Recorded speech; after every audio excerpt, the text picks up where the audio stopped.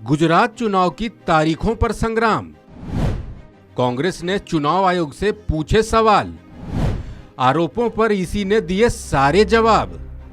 तारीख क्यों नहीं आ रही थी, ये सबसे बड़ा सवाल है।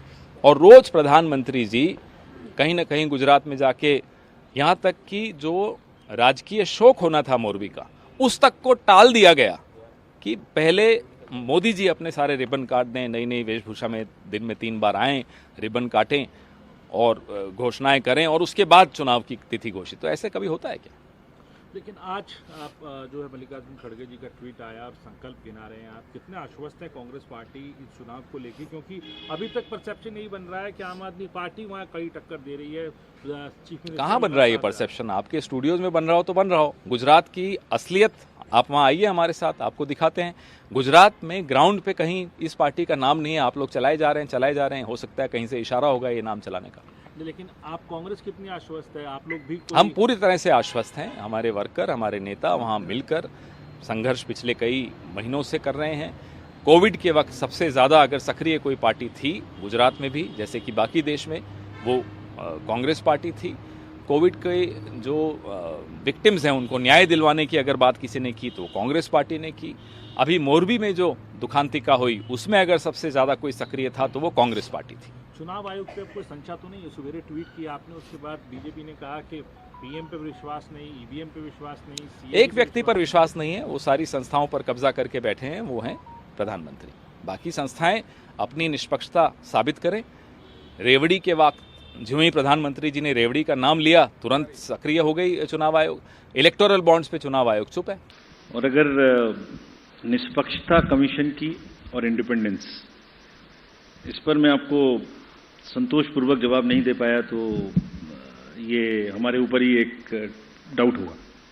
तो इससे पहले आपके प्रश्न पे आऊं मैं।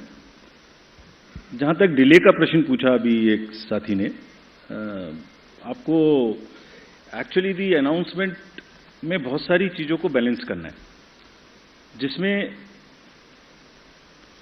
There is a tradition of counting it together, there is weather, there is a difference between the date of last term of the assembly, the number of days on which MCC would be introduced. So there are a large number of factors. So there are certain factors which let me tell you in case this particular case.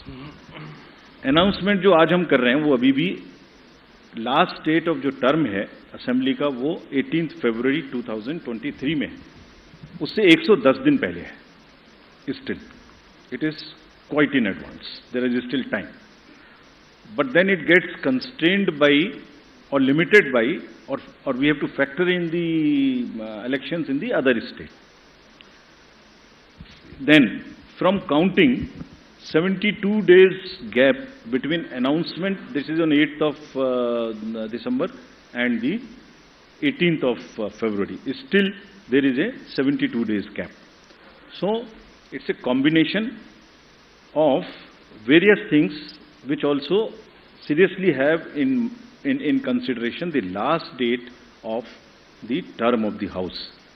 We are well before that. It is well within the factors of consideration, seeing the polls in the nearby states. Now coming to the larger question which you have asked about the independence. So actually इसमें actions and outcomes actually speaks louder than words.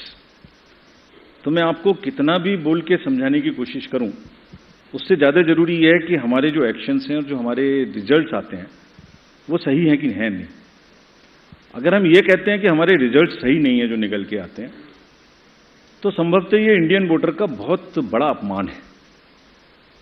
Elections after elections since the country has got independent, large number, 14, 15, large number of assembly elections, results have shown that at times those who are critical of the commission have got surprising results. I don't want to go into details as to how many times it has happened. लेकिन जो भी party किसी भी कारण से या जो भी कैंडिडेट किसी भी कारण से कुछ सवाल उठाते रहे हैं, जब रिजल्ट आए तो उनको मालूम हुआ अरे ये तो सवाल मुझे नहीं उठाना चाहिए था, ये तो मेरे फेवर में ही रिजल्ट आ गया।